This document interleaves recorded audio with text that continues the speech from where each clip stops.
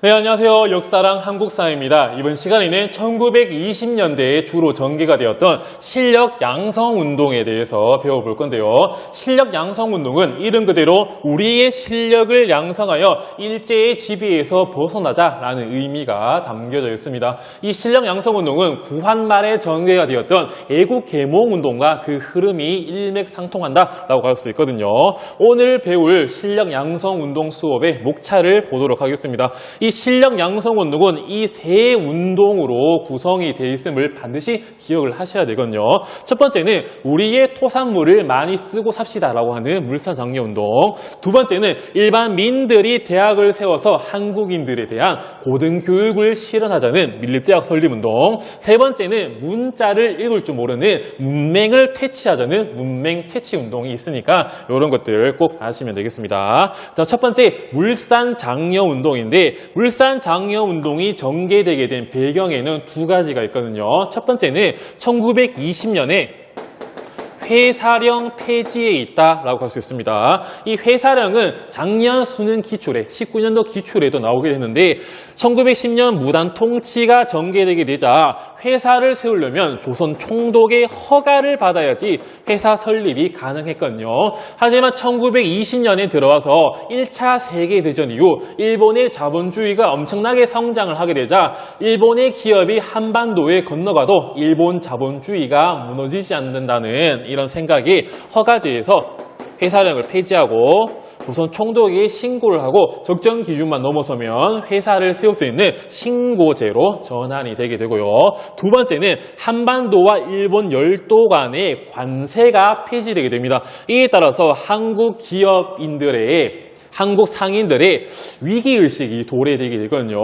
질 좋고 값싼 일본 물건이 우리나라에 들어오게 되면 한국 기업은 한국의 물건들은 경쟁력을 잃을 가능성이 매우 높았기 때문에 이러한 배경으로 1920년대 물산장려운동이 전개되게 됩니다. 이 물산장려운동의 목적을 보면 민족기업, 즉 우리나라에서 자생이 된 기업과 자본을 보호 육성하여 우리 스스로 경제를 이루는 경제적 자립 실현 을 목적으로 두게 됩니다. 이러한 물산장려운동이 어떻게 전개되었는가를 보면 먼저 그 첫 시작점은 어느 한 지역에서 어떤 인물이 주도로 이루어지게 되거든요.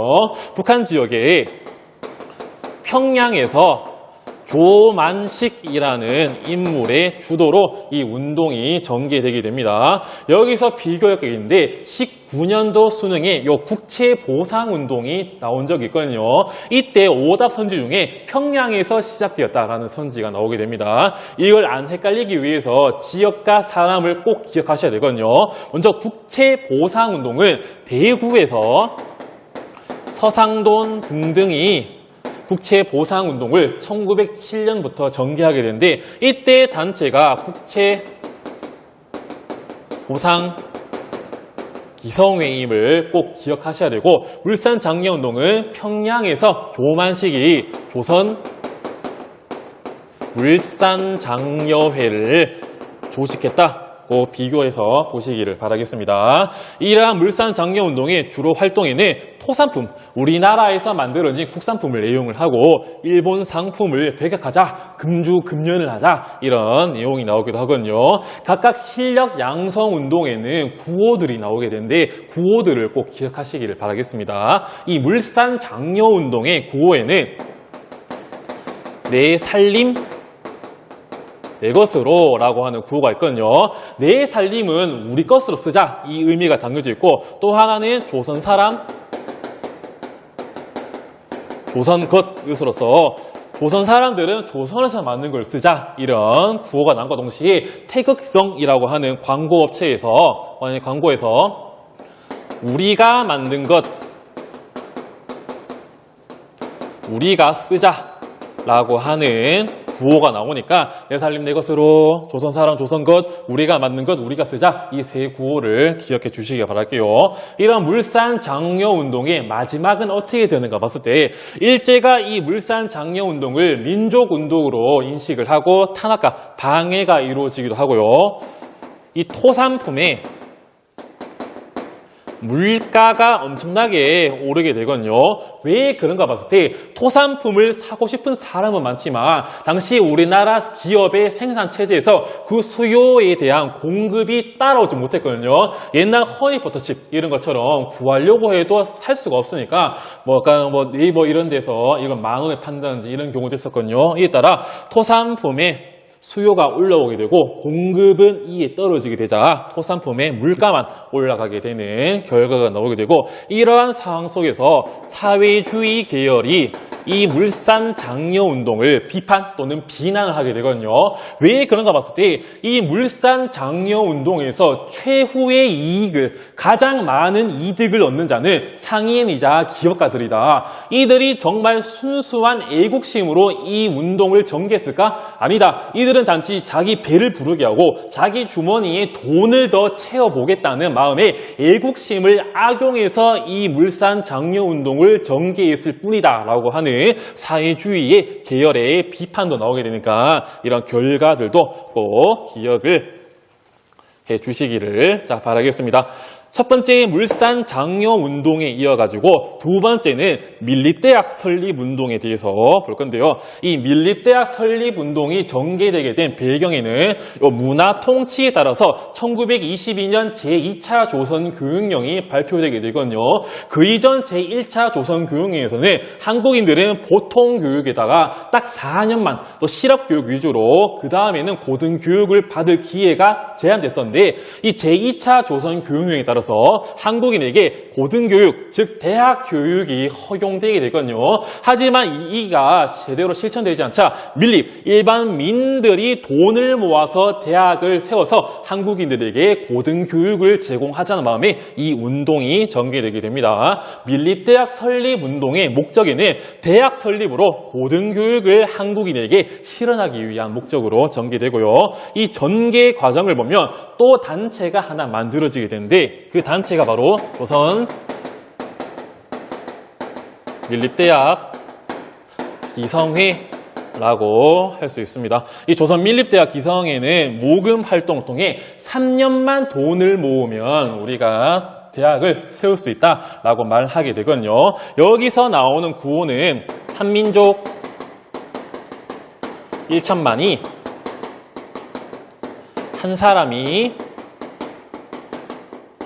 1원씩이라고 하면서 한민족 1천만이 1원씩만 내도 충분히 1,000만 원이 모인다. 1,000만 원이면 대학교를 세울 수 있다라고 나오게 됩니다. 여기 추가로 조선 밀립대학 설립 기성회라고 넣기도 할게요.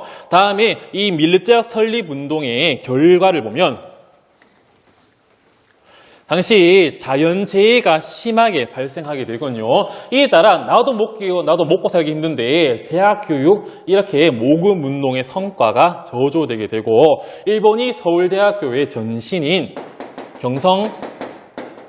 경성제국대학을 1924년에 설립함으로써 한국인들에 대한 고등교육의 불만과 열기를 가라앉히는 그런 결과로 나오게 되고 결국 실패를 하게 됩니다. 마지막 세 번째는 문맹퇴치 운동인데, 문맹퇴치 운동은 민중에게 한글, 즉 문자를 보급해서 민중들의 계몽과 생활을 개선하자는 목적으로 20년대 또 길게는 30년대 초반까지 전개되게 되거든요.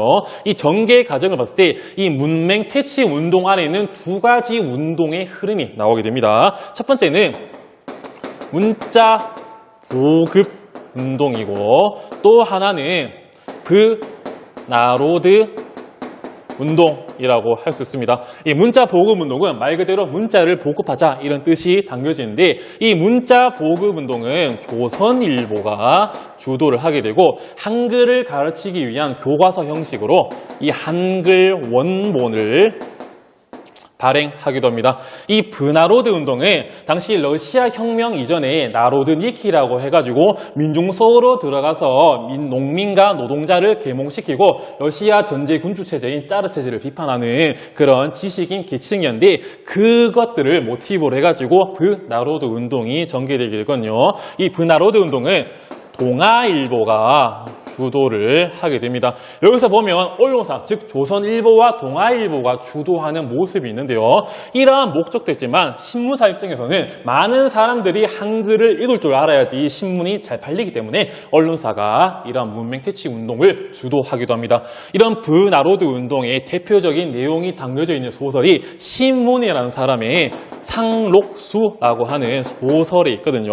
이 상록수에는 당시 브나로드 운동에 참가한 두 남녀 대학생이 사랑 얘기 또 사는 얘기가 담겨져 있는데 이런 신문 상록수 있구나 하시면 되겠고, 이러한 문자 보급 운동과 브나로드 운동의 구호를 보면 문자 보급 운동은 아는 것이 힘, 배워야 산다 라고 하는 구호를 내세웠고, 브나로드 운동은 배우자, 가르치자,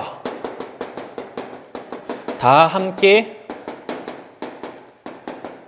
브나로드라고 하는 구호를 내세웠으니까 이런 구호들도 구분하셔가지고 꼭 이해를 해 주시기를 바라겠습니다. 자, 이번 시간에는 1920년대에 주로 전개되었던 실력 양성 운동에 대해서 배워봤고요. 다음 시간에는 사회주의 사상의 수용, 다음에 60만세 운동, 신관의 광주 학생 항일 운동에 대해서 배워보도록 하겠습니다. 수업 영상 열심히 들어주셔서 감사합니다.